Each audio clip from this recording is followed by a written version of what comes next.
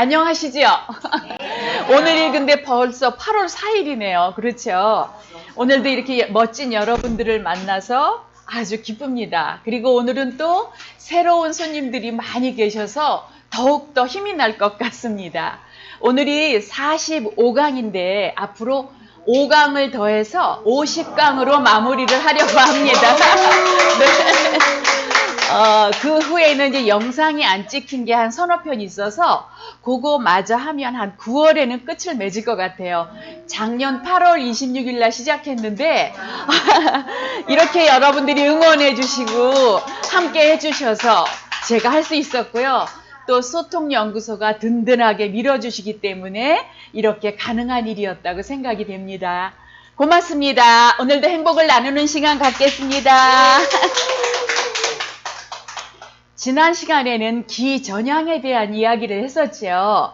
사람과 사물과 우주에 있는 모든 것들에게 기전향을 해준다는 것은 내가 할 수 있는 최선의 삶이라고 여겨집니다. 정성으로 온 우주의 기운을 모아서 그 기운을 상대에게 전달하고 그가 잘 되기를 기원해주는 기도 방법이 되겠습니다.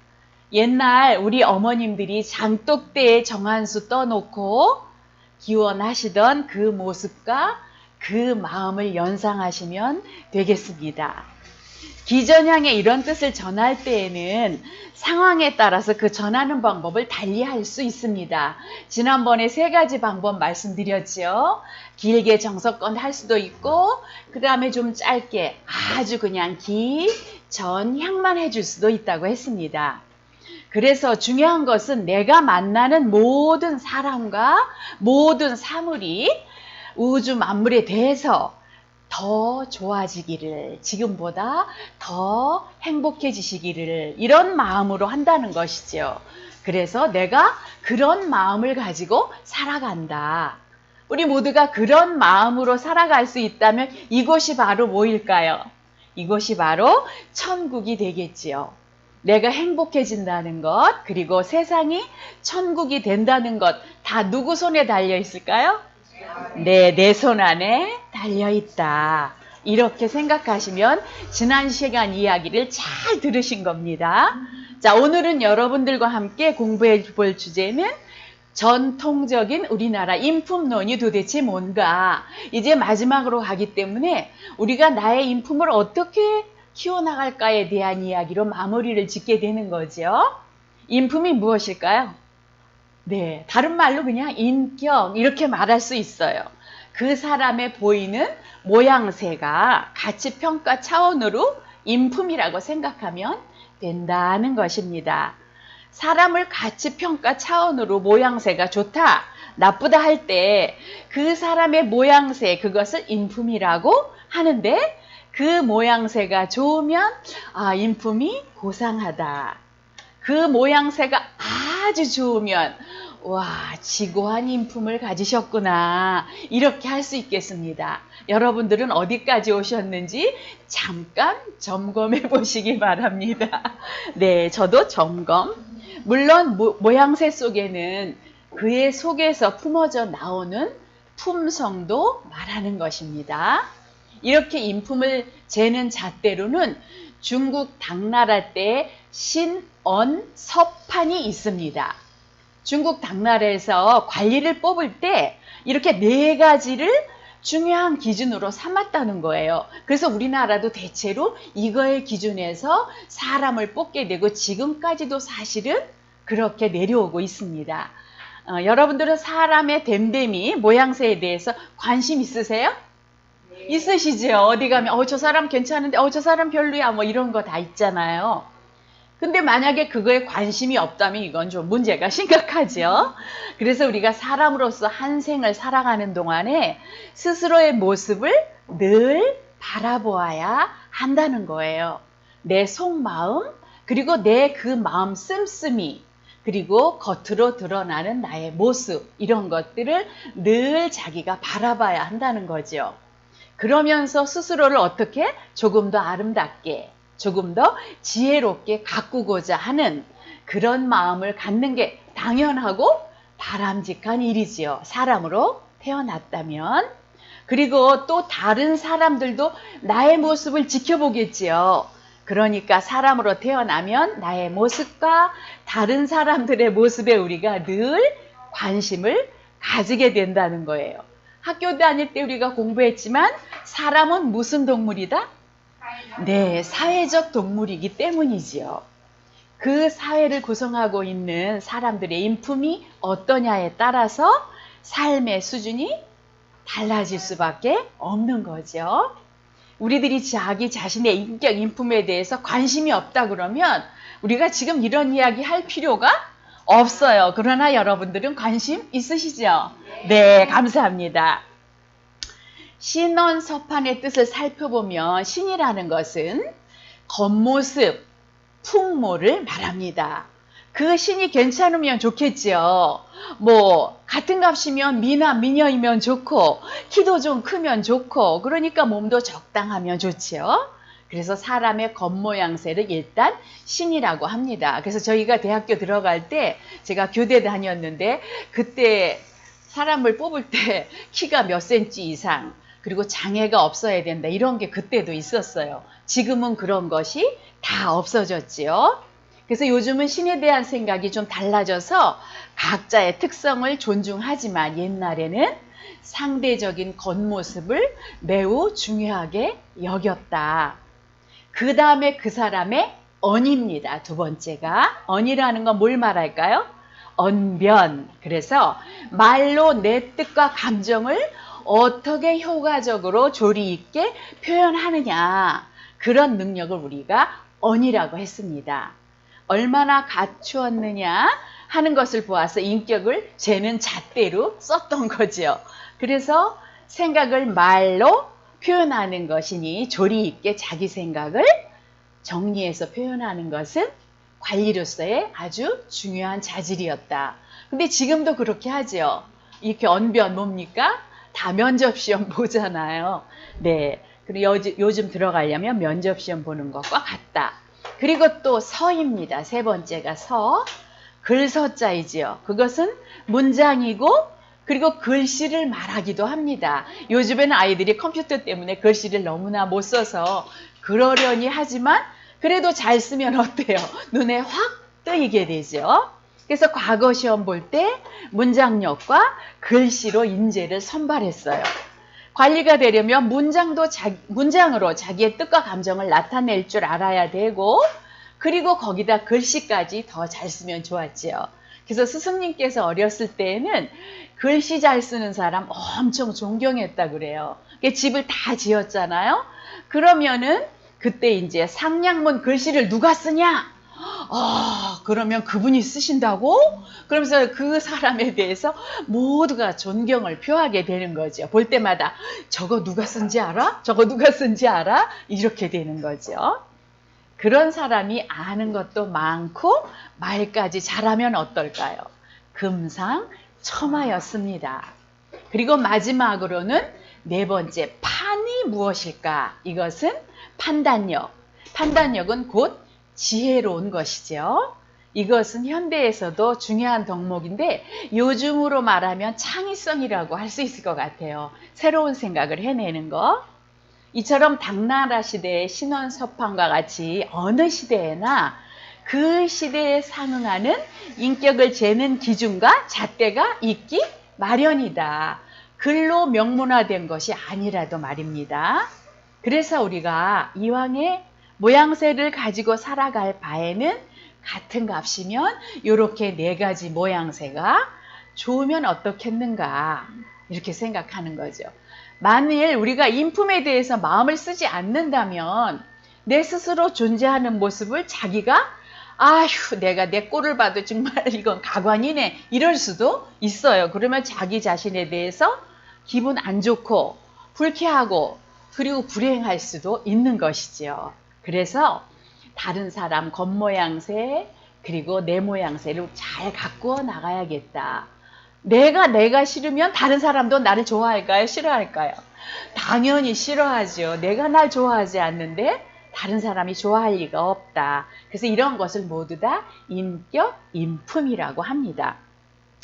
그렇다면 어떻게 이 인격과 인품을 고상하고 보다 지고한 인품으로 만들어 갈 것이냐 하는 것이 문제가 되겠죠. 어떻게 하면 좋을까요?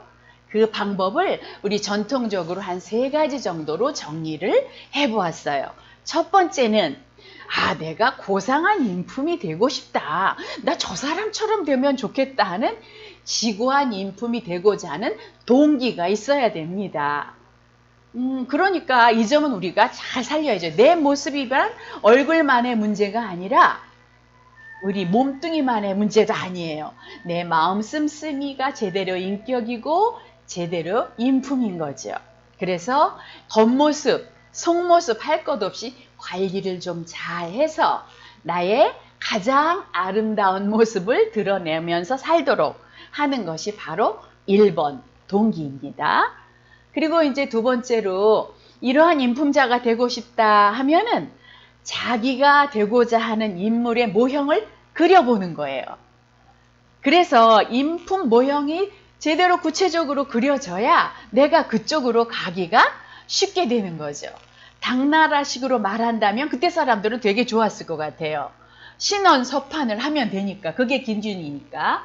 근데 이제 지금까지도 앞으로도 그것이 사실은 큰 틀에서 벗어나지는 않는 것 같아요. 자, 전통적으로 보통 3가지 정도를 말하는데요. 여기서 우리가 보아야 할 거는 해탈, 자비, 자제 인품의 모형을 한번 그려보는 거예요. 해탈이라는 것은 머리거든요. 머리라는 건 생각, 지혜를 말하죠. 그래서 내 생각이 우주적으로 확 열려가지고 내가 어떤 상황이 돼도 내가 행복하다는 걸 알아챌 수 있는 마음, 이것이 해탈입니다. 그리고 자비라는 것은 가슴 마음을 말하는데 내 주변에 있는 수많은 존재들에 대해서 행복 해탈을 고려하면서 그들을 끌어안아주고 도와주는 마음이 자비예요.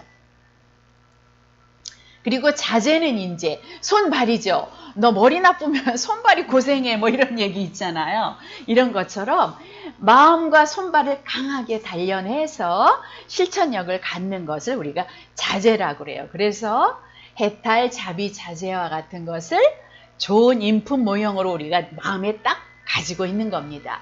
그리고 이제 3번째는 그러한 인품 모델에 내가 가까이 가도록 노력을 합니다. 해탈, 즉 내 마음이 완전히 열려서 우주적인 자유로움을 누리자, 이런 인품자가 되려는 것은 전에 우리가 공부한 것처럼 비하 명상을 한다든가 돈막 명상을 한다든가 하면서 마음 공부를 해나가는 거죠. 그리고 이제 자비 인품이 되려면 자비 명상, 그리고 대원간 아시죠? 우리 모두의 행복을 위해 살아가리라, 이런 마음을 늘 마음에 떠올려야겠습니다. 자, 자비인품 하면 둘째가라면 서러운 분이 계세요. 조선시대 황희정승이십니다. 그런데 황희정승이 그렇게 자비로운 인품이 되신 데에는 젊은 시절 20대 때 길을 가다가 만난 한 농부와의 인연 때문이었습니다. 여름에 떼약볕에서 막 2마리의 소를 몰고서 밭을 가는 농부가 있었어요. 그러니까 그 사람도 참 안타깝고 나도 혼자 가다 심심하니까 한번 그냥 말해본 거예요. 아이고, 그 농부님 일이 고생 많으십니다. 그 2마리 소 중에 어떤 소가 일을 더 잘합니까? 이렇게 물었어요. 그랬더니 농부가 일하던 손을 멈추고 소를 거기다 단단하게 세워놓고는 급히 달려오는 거예요. 그리고는 귀에다 대고 작은 소리로 말을 했어요. 네, 왼편소는 힘은 센데 좀 꾀를 부립니다. 그래서 오른편 소가 일을 더 잘하지요. 이렇게 말하는 거예요. 그러니까 이제 황희정승께서 아니 뭐 그 얘기를 거기서 하면 되지, 힘들게 이 떼약볕에 막 여기까지 와서 그런 말을 한단 말입니까? 이렇게 말했어요. 그랬더니 농부가 정색을 하면서 아이고, 그게 말입니다. 아무리 말 못하는 짐승이지만 자기한테 잘 못한다는 얘기를 하게 되면 얼마나 서운하겠습니까, 선비님. 이렇게 말을 하는 거예요. 그러면서 다시 돌아가면서 큰 소리로 둘 다 아주 일을 잘합니다, 이렇게 하면서 돌아간 거예요. 그래서 그 일이 있은 다음에 그 깨달음을 얻으신 다음에 황희정승께서는 정말 평생 동안 단 한 번도 누군가에게 너 그거 아니야 잘못했어 이런 말을 하신 적이 없다 그래요. 근데 황희정승이 이제 좀 저기 하셔서 24살에 상처를 하셨어요. 그래서 이제 26살이 되어가지고 좀 동네에서 약간 부족하고 나이도 어리고 이 철부지인 아내를 다시 맞아들이게 됐어요. 그랬는데 이 철부지였던 아내가 제사상을 막 차리고 있는데 배를 한 개 주워갖고 얼른 여기 저고리 속에다 쑥 집어넣는 거예요. 그러니까 황희정승께서 다른 사람 눈치 못 채게 얼른 자기 부인을 데리고 들어갔어요. 그래서 부엌으로 들어가서 아니 왜 배를 감췄습니까? 이러고 물어보니까 먹고 싶어서 그랬어요. 이렇게 말을 하는 거예요. 철부지를 아무것도 모르고 그러니까 알았어. 그리고는 칼을 가져다가 까가지고 그 자리에서 먹게 했다 그래요. 다 먹게 한 다음에는 먹고 싶더라도 제사를 다 지내려고 먹도록 합시다. 이렇게 얘기를 했다고 그러시더라고요. 대단하시죠? 조선시대 이야기니까 상상할 수 없는 인품을 가지신 거지요. 이 밖에도 황희정승의 이야기는 정말 너무나 많아요. 한번 보시면 얼마나 훌륭하신지를 아시게 될 거예요. 그리고 이제 자제인품에 대한 이야기인데 내가 할 일을 척척민첩하게 대응하고 잘 해내려고 생각해요. 그럼 일단 뭐가 좋아야 돼요? 체력이 좋아야 돼요. 힘없으면 이런 거 자제인품 봉사도 못하거든요. 그래서 일단 체력 단련을 잘해라. 내가 자제인품이 되고 싶다면. 그리고 이제 내가 마음먹은 대로 뭘 하고 싶다. 난 마음 한번 먹으면 끝까지 할 거야. 그러면 자기 신념도 단련을 해야 돼요. 그렇지 않으면 어떻게 되겠어요? 점점 게을러지고 중간에 하다 힘들면 포기를 한다는 거죠. 그래서 체력 단련을 하고 그 다음에 자기 신념도 자꾸 다져나가야 되겠죠. 그리고 굉장히 그 힘든 역할을 할 때도 있어요. 우리가 여러 가지 봉사활동이니 뭐니 하다 보면 정말 힘들거든요. 그래서 세 번째는 한계에 도전하는 힘도 길러야 돼요. 내가 그래 하고 싫지만 내가 끝까지 하고자 한다. 우리 노지영 선생님 밤을 자주 새시잖아요.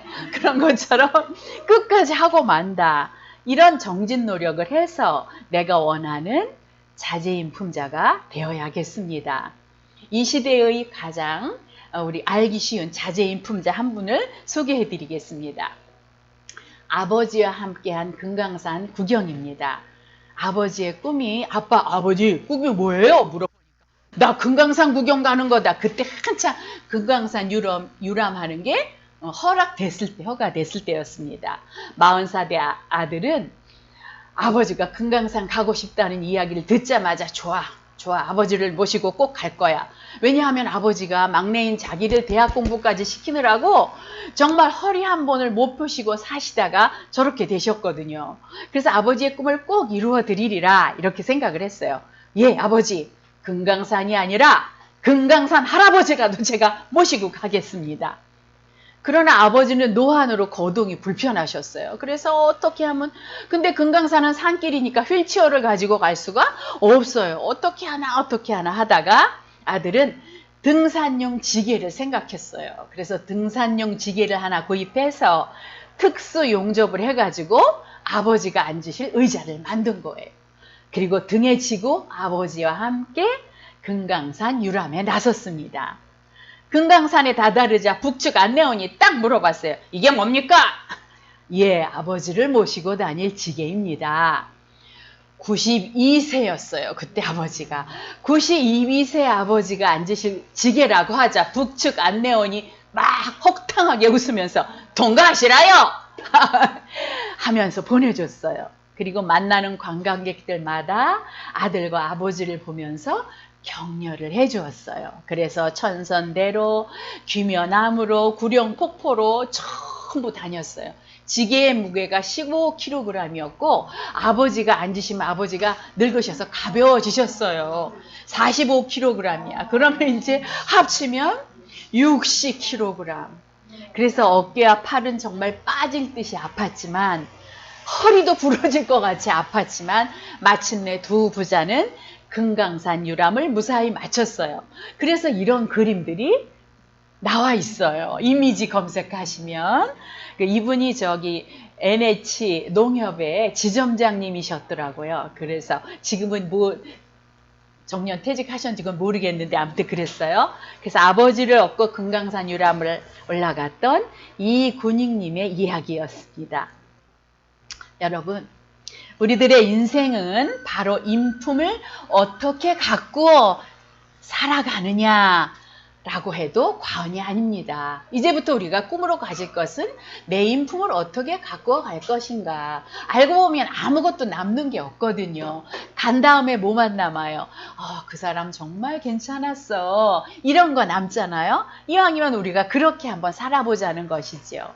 그래서 여러분들께서는 나이가 드실수록 더 존중받고 존경받으실 수 있는 인품자가 되시기를 기원합니다. 오늘은 인품론 삼행시로 마치겠습니다. 제가 띄우면 크게 읽어주시기 바랍니다.